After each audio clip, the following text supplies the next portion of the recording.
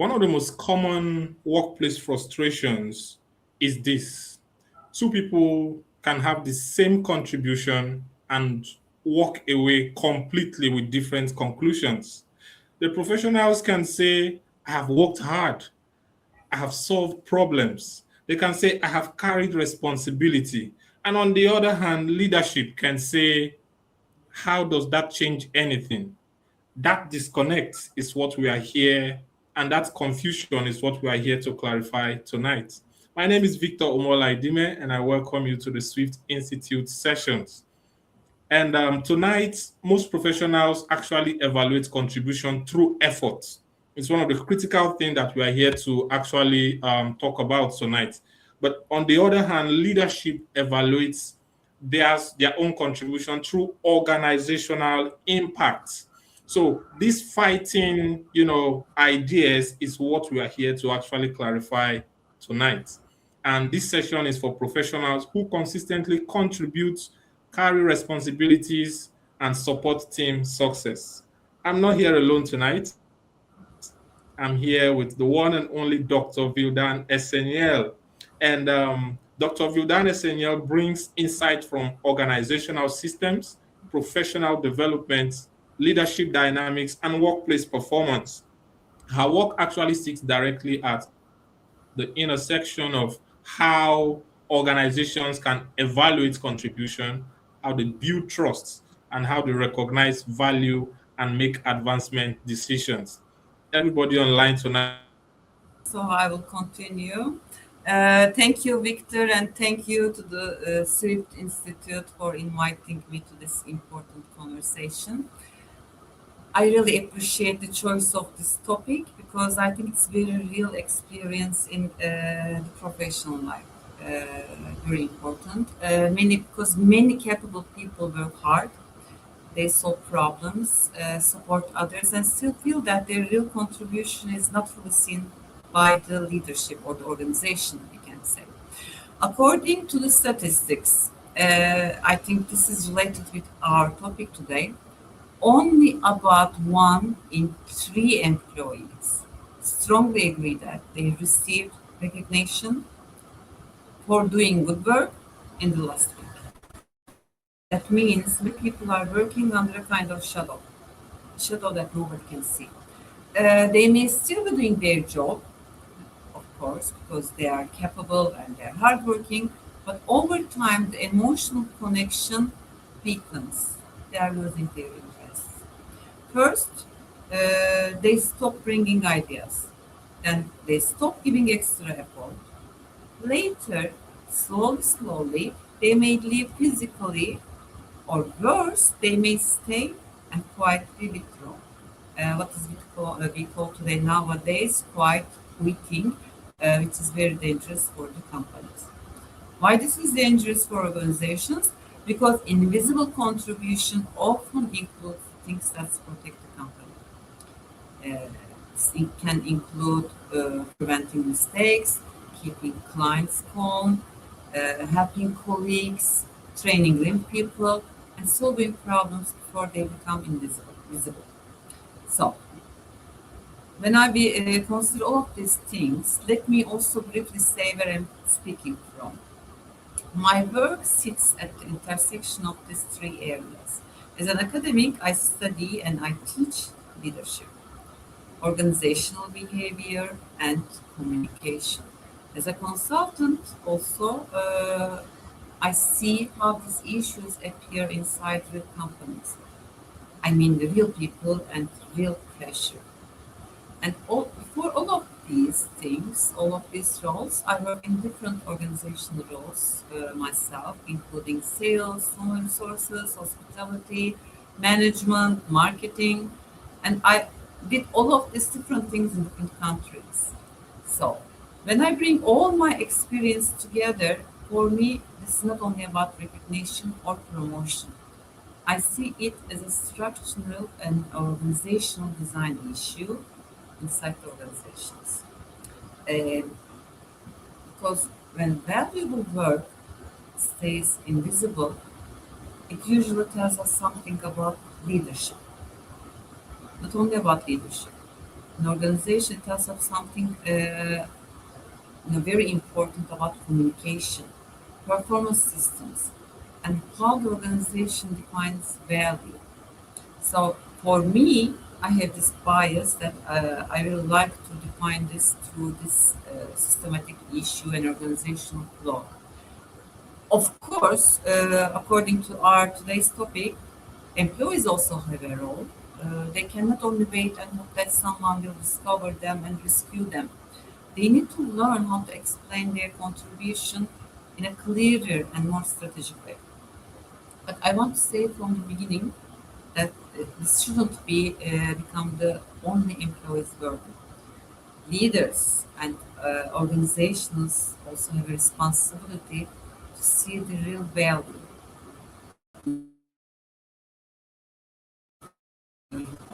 especially the quiet, hidden value that doesn't always make noise.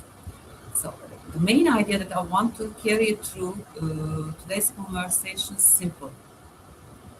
Value has to cross a bridge. There's a path that it needs to cross. Otherwise, there are two other different sides in that bridge. So on one side of the bridge, there is the work employees actually do, which they're complaining about that nobody noticed. On the other side, there's how leadership understands and evaluates this hard work. Sometimes the bridge is broken.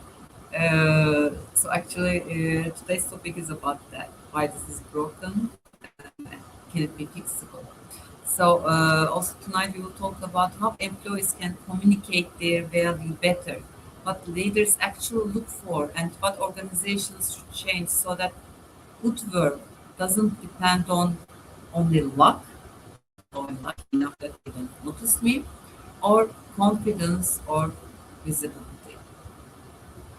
So, uh, still we don't have the host.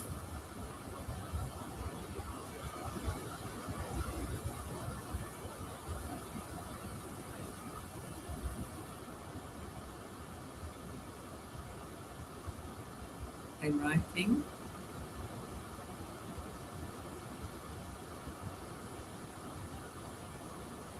Okay. This is about taking the initiative. I think this is very related to our topic tonight. The things that I'm going to talk about today, how to take the initiative, and sometimes you shouldn't follow the instructions, right? So we lost the host.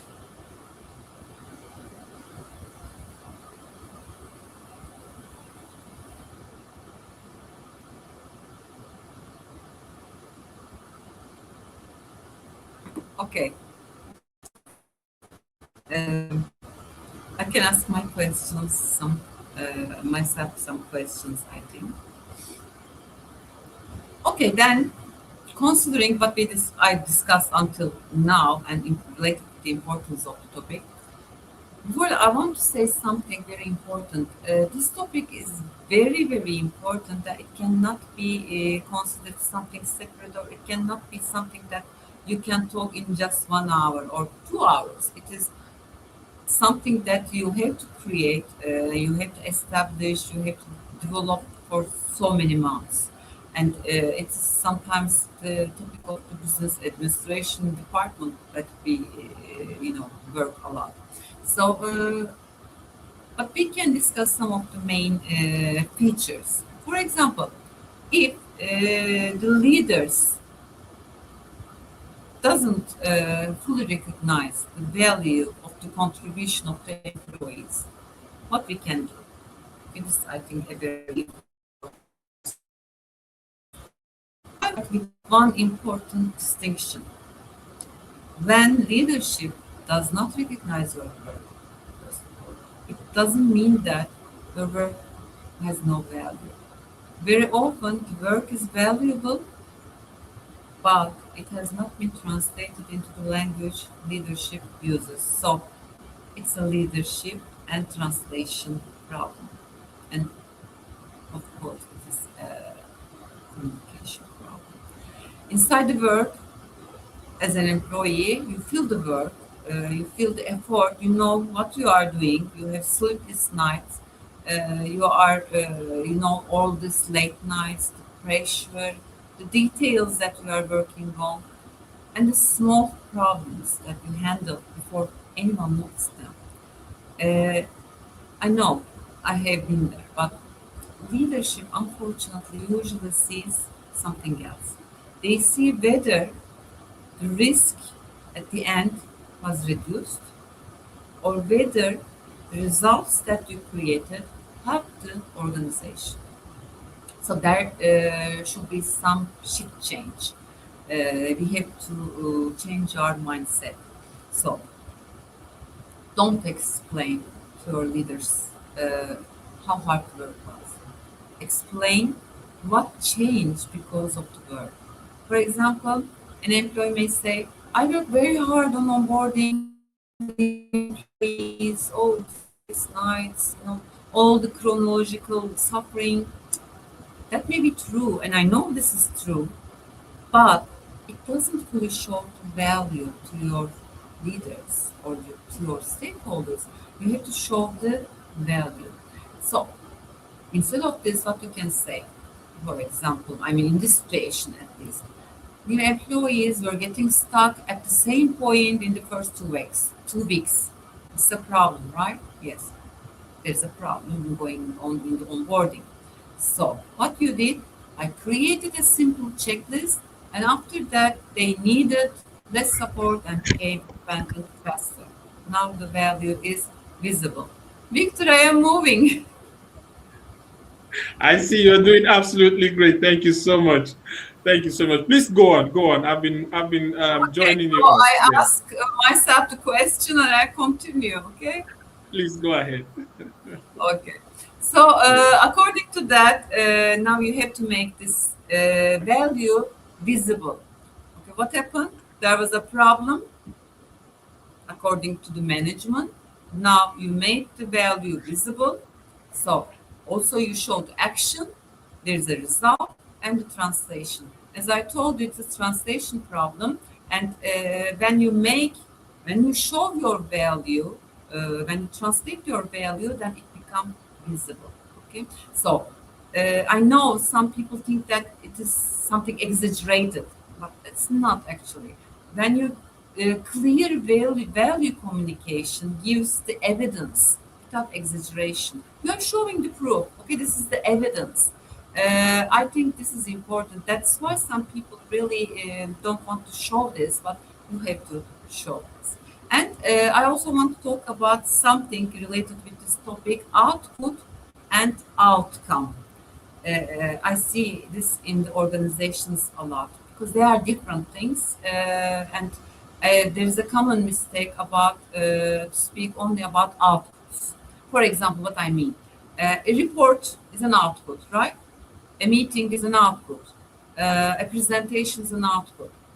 But leadership or the top leaders, they don't understand this output. They want to see the outcome. Okay, so yes, you did the report, it's perfect report, but this report improve a decision. Okay, or this meeting solve a problem, or this presentation increase the confidence. It can be among the employees or among any stakeholders. Okay, so this difference is very important. We generally employees concentrate on different things. So an output in this sense says I completed something, but outcome says I completed something, but because of what I completed, something improved because of my work. That's the language leaders understand more easily. They want to see this type of language. So again, I want to turn back to this topic. It's all about translation and language, and this is really critical in organization. Sometimes the sentences may be very simple, but they change how the word is heard and how much you should pay attention to this. For example, I really like this analogy. I use it a lot, like the mechanic. Okay, so for example, your car is broken and you take it to the mechanic, right? Uh, what do you expect from the mechanic? You want your car to be repaired. You don't want the mechanic to tell you all the things that they did. I suffered a lot, or oh, I did a lot, all the also technical jargon that you don't understand. What you want to hear, yes, they solved your problem, the car is ready, and how much you need to pay, right? This is only the thing that you need to hear. So managers often listen in a similar way. They don't want to hear your chronological suffering. They don't need that. They, they respect that, but it is not what they need, especially in the chaotic workplaces when the time is very valuable. Even they respect the effort. They want to see the results. So. So when you always talk about your work, why you are valuable, and when you spend all your energy, it's not working. So show the car is working, right? So what they need in workplace language, we can say that when we translate this to workplace language, explain what you did to your managers, connect it to the results. When you do that, then your effort can be easier for them to understood as recognizable as value. Okay? So, for example, it's another very important topic related with that. In my experiences also, for example, you can be very good code writer. You can write the best code in the world, but your coworker can write the code, but not as good as you. At the end, your employers can really appreciate the other person coding. It can be sometimes maybe that person is creating the dashboards, right? Which the end user can find it valuable. So you can say that, okay, I created this coding and you can benefit, you can use this dashboard and you can benefit for your this objectives. And so the end user, which in this case can be your managers, can think that, okay, I can benefit from that. So they wouldn't understand your, sleepless nights and everything. So at the end, it comes to the point that you have to show the end result, and the user should benefit from that. Okay, so it's about sometimes yes, we are working hard a lot, we are really doing a lot, but sometimes we are bringing the fire to the managers. We are showing the fire. Oh, there is a fire. We have to really do something about that. But are we bringing the also fire extinguisher, right, to the employer? And also, it perfectly, are we bringing the blueprint? Okay, so employers, they have stress. Again, it's chaotic places, not very, reasonable places, organization. So in daily language, we shouldn't only bring stress to the top. Okay, instead of saying a problem, we should say, okay, there is a problem, we should show it, and there are two or maybe three possible ways to handle it. And I recommend, for example, as an employee, the first one, because this reduces the risk faster. So I think this can change how your manager looks at you. And now you are not only reporting the anxiety, you are helping to the company. I think it's about, again, the empathy, which I want to talk later, but it's about understanding the internal politics, organizational politics. Imagine yourself, if somebody only brings you stress, even a good manager, perfect manager, can feel overloaded, right? So we need to give them clarity, options, and trust. So they trust us more, and I think this trust is very important in career advancement. Oh my God, I was alone for a long time when I spoke.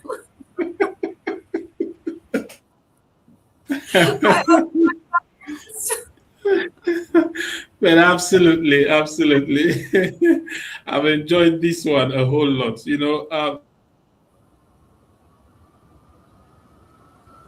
Something very important outputs and outcome. I think that's a very, very important, topic to actually put right now because, like we said earlier, professionals experience their own work through effort.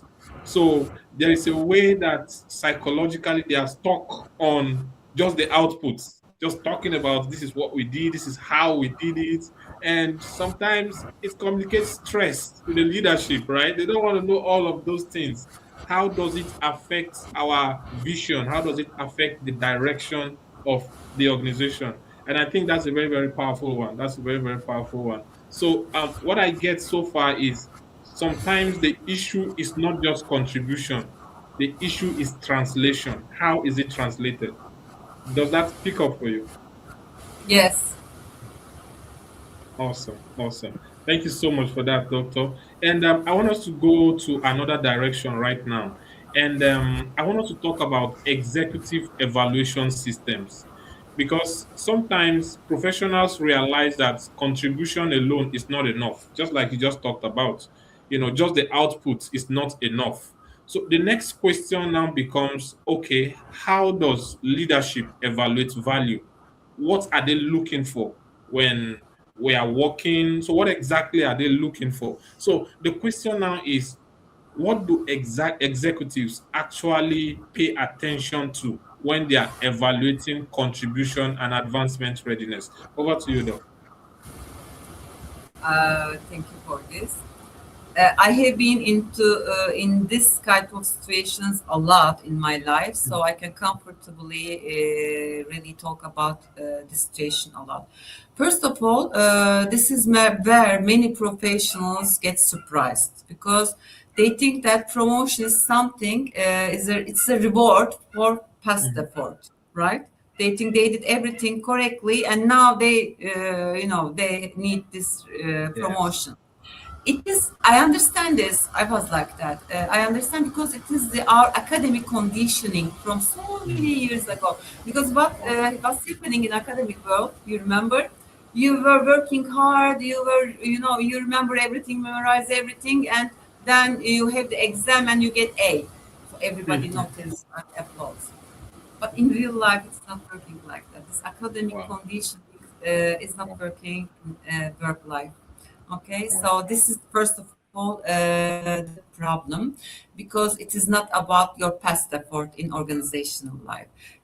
It is about a decision about future risk.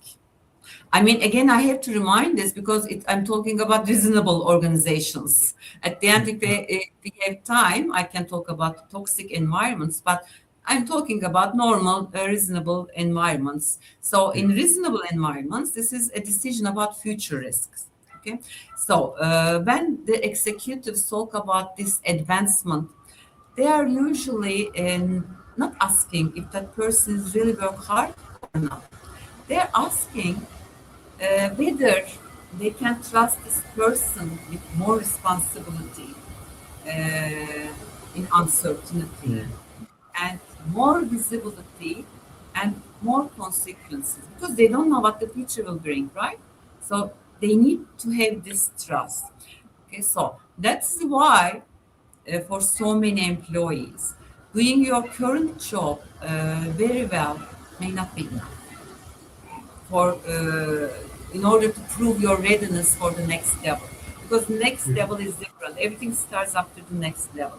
Being successful in your current job is not a guarantee. So a Yeah. person can be very excellent in the current role and maybe still not ready for the leadership role. Okay, so in the beginning, I know it can sound unfair, but there is a very important reason behind it. This, the skills, I know you already know that the skills that you need for the job that you are doing, I mean, the technical skills are not really enough for you to lead the people doing the job that you are leading, right? So Mm. I can make this analogy like orchestra. You can be the best violin player. You can be brilliant, right? But if you give that person the conductor's stick, right, because she's very good or he is very good, so the whole orchestra may not automatically improve because of this. It's That's true. impossible. So Yes. playing beautifully and conducting others in this business sense require different abilities.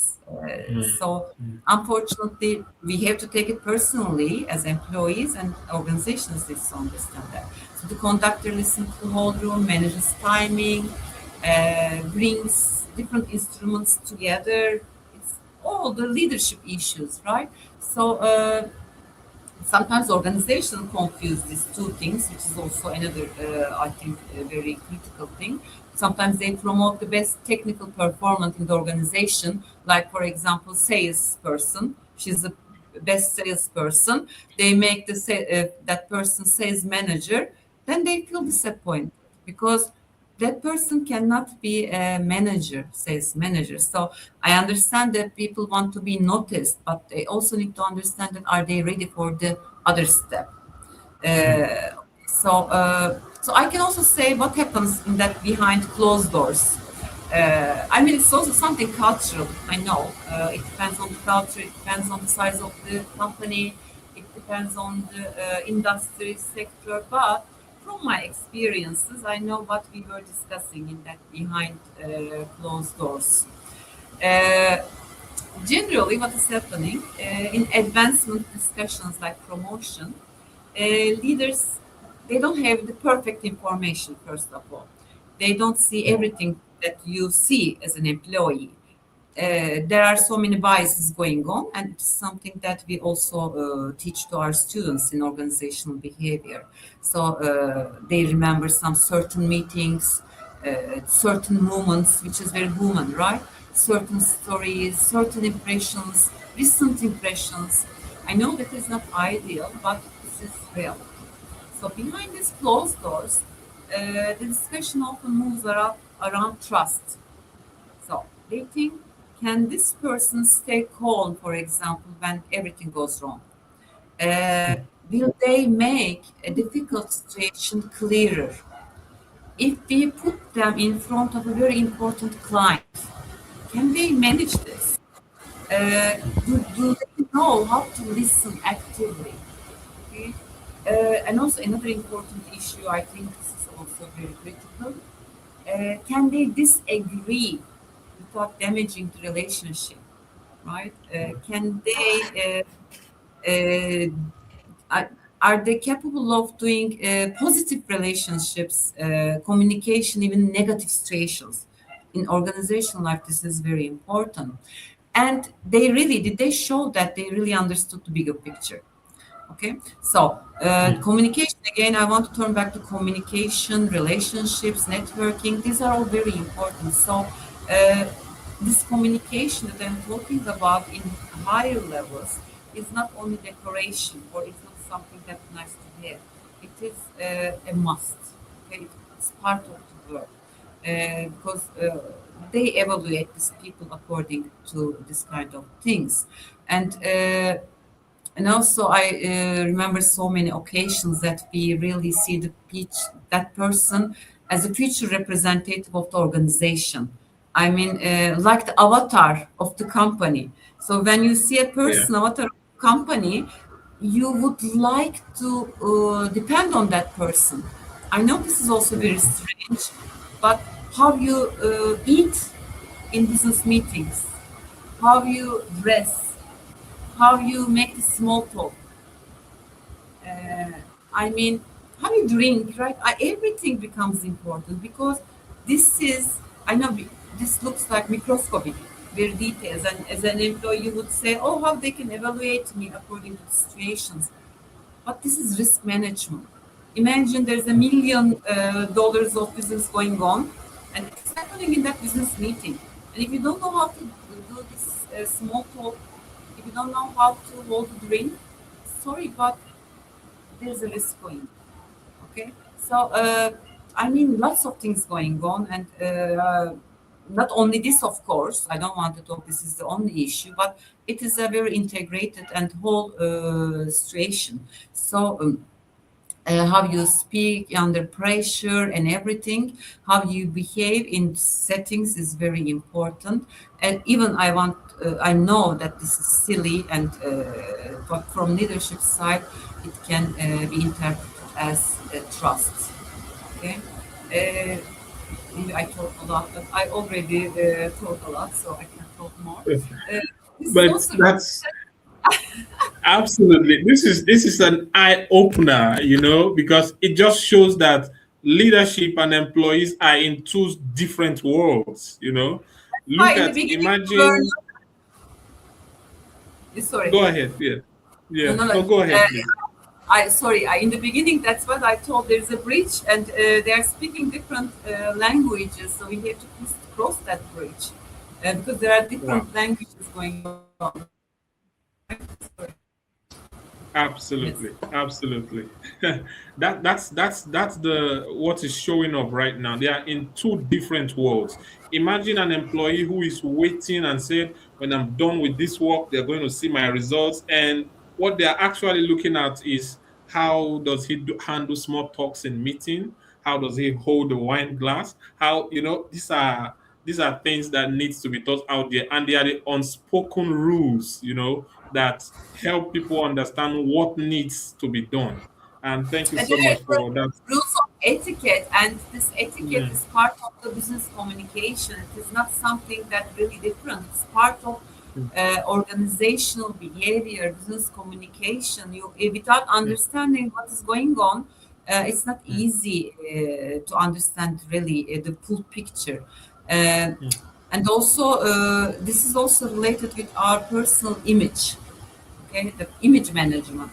Yes. Okay, now most of us, even me, okay, we don't build our personal image consciously, but even we do or not, it is not important.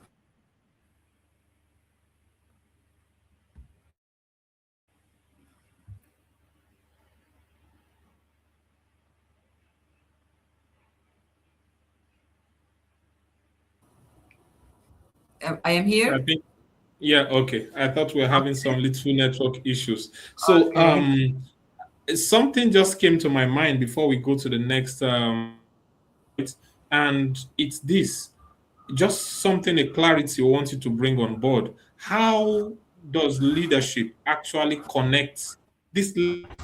Because to employees, there are minor things. There can be minor things. For example, how somebody who handles small talks. What is the interpretation of, for example, to these little things that they are concentrating on, while evaluating employees? Sorry, I lost the connection. So the Okay, question okay. is how. Say again, please.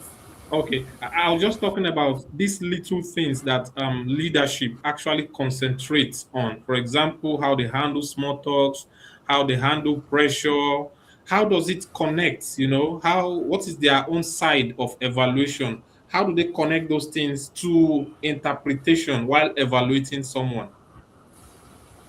It's not the only issue that it's a, they are interpreting everything. So Mm,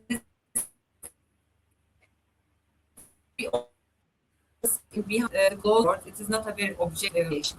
It is not mm, like as the performance appraisals because now it is a different issue. So they have to really connect every dots. It is not the only mm, one, so I don't want to be misunderstood. But it is so. Imagine I'm considering that everything is okay. I'm in the performance okay. Everything is ready, but at the same time, this etiquette rules are ready. This is important because I saw also so many people who are very successful, but they don't know how to deal with other people. They don't have emotional intelligence, right? mm, It is something that you have to really evaluate, objectively and altogether. This is, I think, very, very critical because it depends on, you know, your culture, the atmospheres, the environment that you have been. So I don't want to be misunderstood, but mm. this is one part of the big picture, really. It's important. Absolutely. Absolutely. I get that. And I think mostly it's just a segment, not like the whole thing, right? It's just Of course, another of part. course. Yeah, assuming that all the other things are okay, your performance is okay, this is Mm, the other mm, part. mm, So you have to mm, go through for the other part. You shouldn't assume that I am hardworking, I do everything perfectly, why they don't promote me. This may be the reason sometimes because Wow. it is they think the potential, right? Not the past. Mm, mm, mm. And I think I'm beginning to see also that representation outside, even the etiquette side. Can this person represent us professionally, even if he knows how to do his work? That could be something that comes up on their mind too, right? Yeah, because also maybe I need to tell this now. In especially in higher level of positions, what do you think? Yeah, normally we should always follow the rules, instructions, right? But sometimes they want to see in crisis. Okay, can you do that? Can you not follow the instructions and still do it perfectly? Okay, because following the instructions is easy. If you are Mhm. hardworking, if you were getting always A in academic world, you can follow the instructions. But what happens if we have to lose all the instructions? Can you do it? I think this is Wow, another important point. And can you amazing, do it amazing, perfect, right? amazing, amazing. But that shows us that there are different things, just like you said, not just one. There are different grounds of evaluation. Exactly. And right now, I want us to talk about communicating impact. There are situations where probably two professionals can create similar results, and but only one person can become highly visible while the other remains unnoticed. So the difference, like you said, is not always competence. It can be communication also, effective communication. So the question now is, why do some professionals communicate impact more effectively than others? This is a very deep topic. There are lots of reasons, but to talk about this topic generally, some professionals communicate this better because they understand the altitude. Okay, Mm, what do I mean? So they know they are working on the ground. Okay, this mm, profession. So while leadership is often looking from the control tower. mm, So on the ground, what is happening? You see the details, of course, because you are on the ground. You know the missing document, the difficult colleague, the late message, or the late hours that you are working, the small mistakes that you corrected before it became very serious. So you are on the ground. mm, But from the control tower,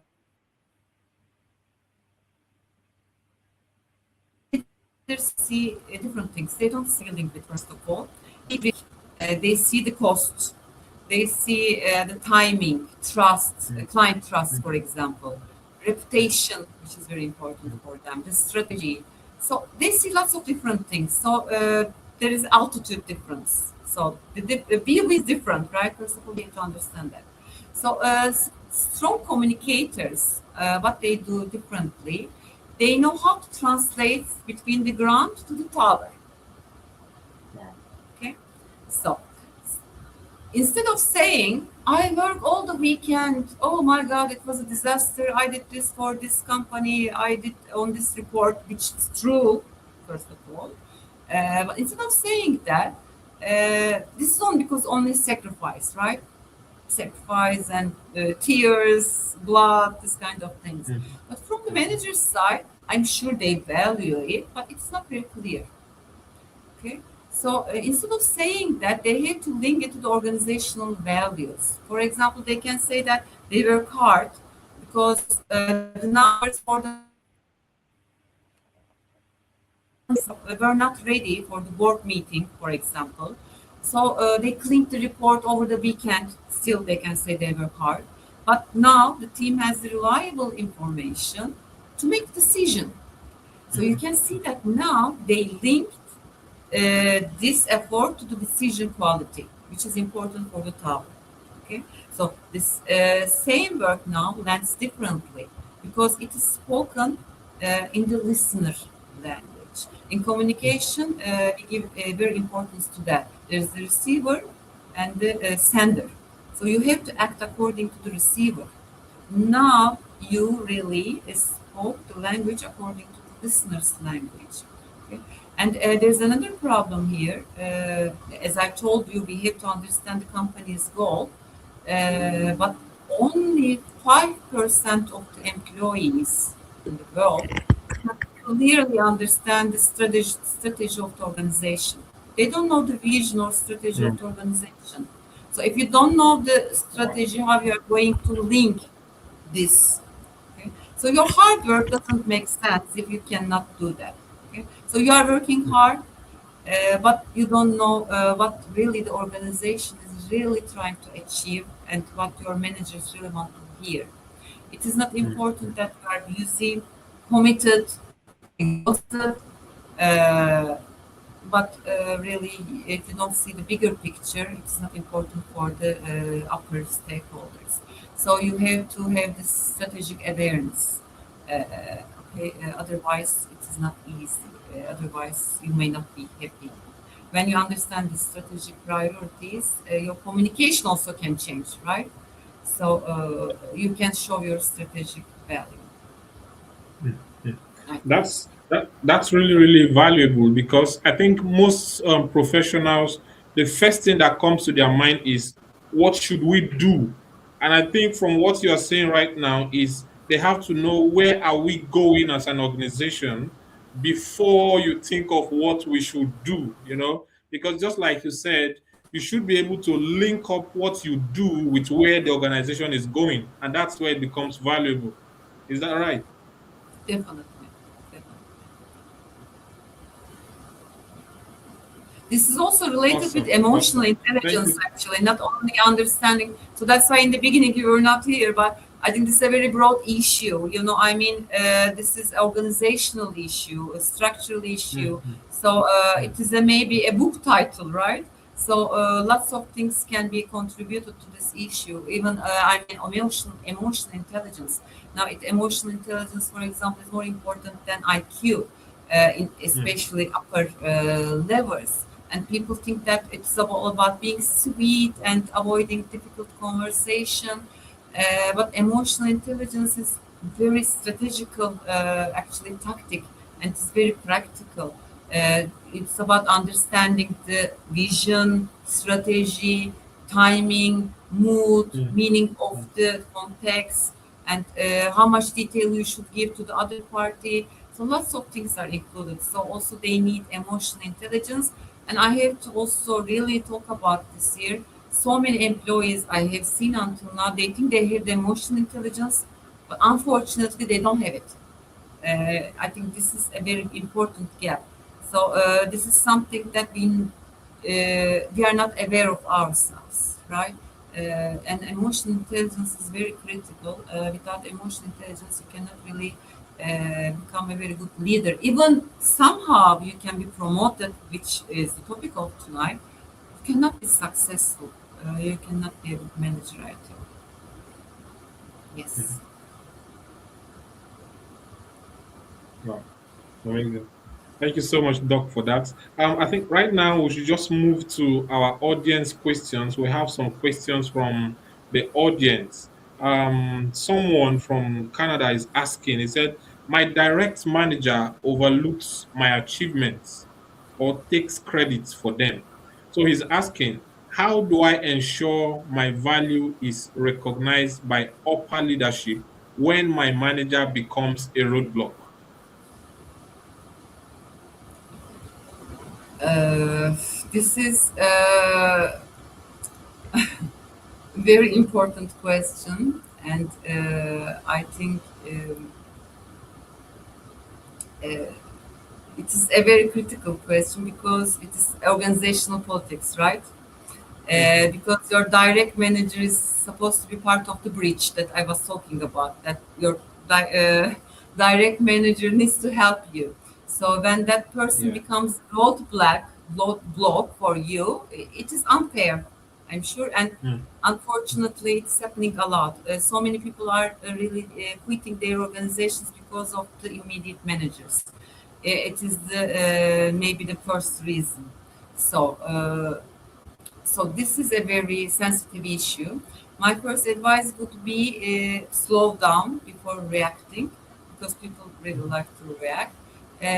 So if you just go over your manager set to the other managers, it may feel maybe satisfying for one day because you feel relaxed, but it most organizations can create some damage, especially related with different cultural issues, right? In different cultures, we really see the authority in different perspectives.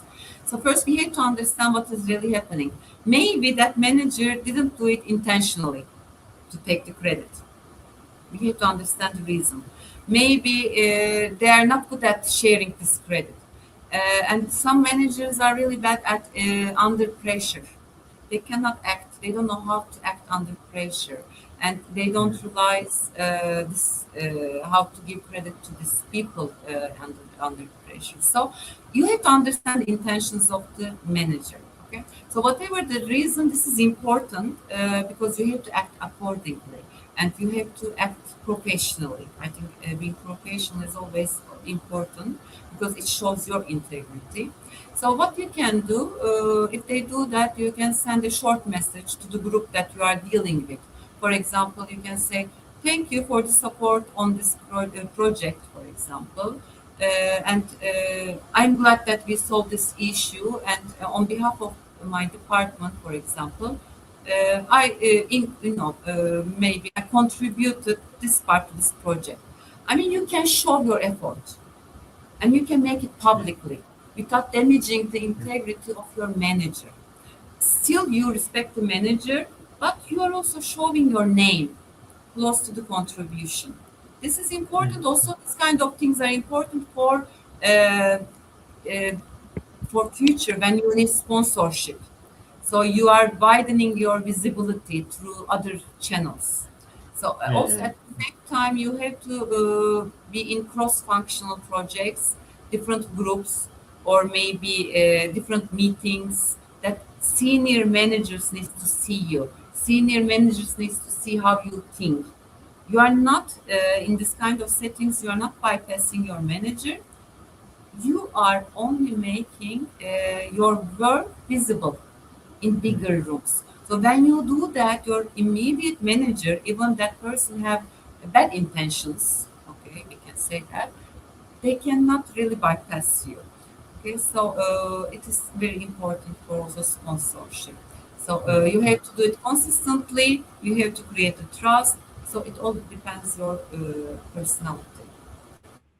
That's very Yes. very wise because um, looking for other channels to be able to communicate this value that you present will not bring conflict, and chaos to the organization or to the room, right? Where you don't come and there is now a fight instead of a professional environment. Because the truth is, with the setup, the manager is supposed to be the one to report what is done, no matter who does it, right? So I think that's really, really wise, being able to find other channels to consistently, put out what you do so that leadership can actually see your contributions. That's really, really a wise one. Thank you so much The for that. visibility, again, visibility, that you are also in CIRT Institute, you are talking about visibility a lot. Absolutely. All right, we have a second question from here. It's Funke from Nigeria. She says, if invisible operational work keeps the department functioning, why does leadership seem to notice only visible wins? That's the question. Uh, it's actually something we already discussed, but it is maybe the most unfair patterns in working life. I experience this a lot, and in my environment, I see this happening a lot. That is really, really important. I know you are doing a lot. You are training maybe new people. You are clarifying the processes. You are doing a lot. I can really relate with that. And but maybe the problem is you are not creating a dramatic moment. You are preventing the dramatic moment. So this is a problem because human nature, we also managers, they notice that dramatic moment. Oh, there's a crisis. They notice that, and someone like a Superman is coming, to rescue that moment. We like to see that. We notice that, but in business life, actually, this crisis management shouldn't be that important. The risk management should be important, and we should be able to see the people who prevented that crisis. Unfortunately, sometimes not with bad intentions, but we don't see that because there's no drama. Because there's no drama, leaders they miss that value. When there's a fire, everyone sees that. Okay. When there is no fire because we prevented that fire, there is no story here, right? No story because there's no problem with that prevention. When everything is working well, it disappears into the silence. I think this is a very important and miserable story of the working life. When these people are leaving the company and they are saying bye bye, then we notice this. When it's happening, we don't notice. So the answer here is not about shouting, okay, I am doing everything here, I am just preventing this fire. Probably it won't help, it won't look good, first of all. First of all, I think you should, again, communication. You have to name the risk that you are reducing. I don't know, lots of communication ways for that, but maybe you can say, I noticed, for example, new hires in that onboarding were struggling with the same process. So I created this checklist. Okay. So because of this, they can be a really effective tester in the organization. Okay? So you are showing your invisible support into visible capacity. Okay? So it is not helping. You are showing that you are saving time. You are reducing the risk, producing the quality. It's again the communication. Okay. So, but again, it is not the employee's responsibility. This is the leader's responsibility. They should take the responsibility here. Normally, a good manager should notice this before it's gone. It shouldn't be you, but if it is the case, yes, it should be you. But normally, leaders should understand who is holding this place together before it is too late, because then the cost would be high when you lose this, right? Awesome, awesome. And I think there's a repeating line here. Always having an eye to look for channels. There is nothing like just locking up and saying, I'm invisible, nobody's seeing me, I'm doing the work. Always look for channels and be ready to put yourself out there. Now, that's really, really important. All right. Thank you so much, Doctor, for such a very, very valuable time. I want to ask, do you still have something more as we close, right? Probably in 3 points. How can someone, concluding right now, how can someone get himself, his value noticed by leadership? Something that somebody can do starting from tomorrow. Okay, starting for tomorrow, first of all, you have to really be a person who is always a lifelong learner. Okay, this is very important. Why this is important? Because everything is also related with the world is changing now. Everything that we talk tonight is related with the new world, because the AI is going to change everything. The leadership, how you are going to lead is not going to be same as before. Now, all of us needs to be leaders. Even you are a normal employee, you have to lead the agents and everything. So life learning is very important. So starting from tomorrow, you have to understand how you can learn more, okay, and how you can be more human. You have to understand emotional intelligence. You have to learn about that. And emotional intelligence is not something that you learn in a day. You have to read books. You have to speak with other people. You have to understand this translation gap. Different languages are happening in the organizations. Again, it's related to empathy and organizational, emotional intelligence. So you shouldn't leave the gap. And I think also there are lots of things that leaders need to understand but today it is not the topic, I know. And one day, hopefully, these employees who are struggling to be managers, one day they will be the managers, right?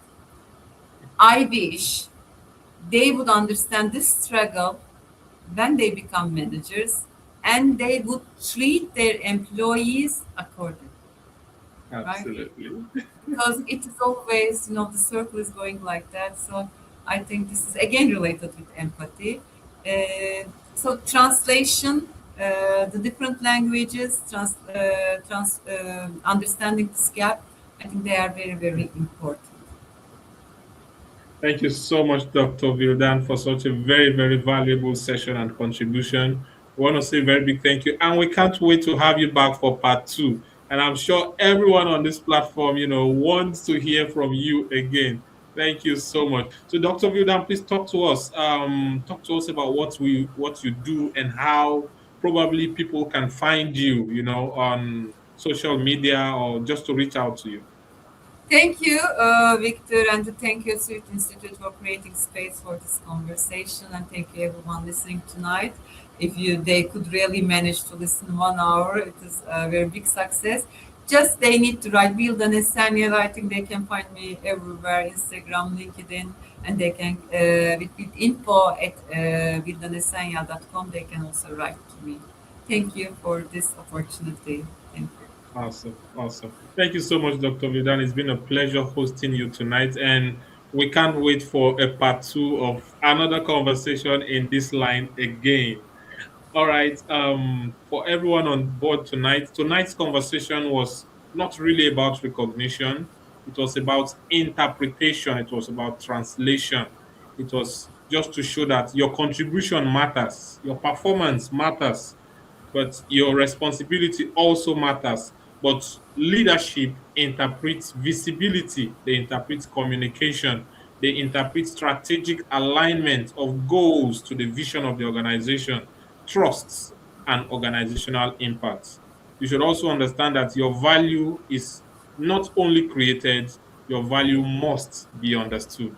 Thank you so much, everyone, for joining us tonight. It's been a very valuable session. And until we come your way again next week, have a beautiful week ahead. Thank you so much, Doctor. It's been a pleasure hosting you. Thank you. Bye bye. Bye.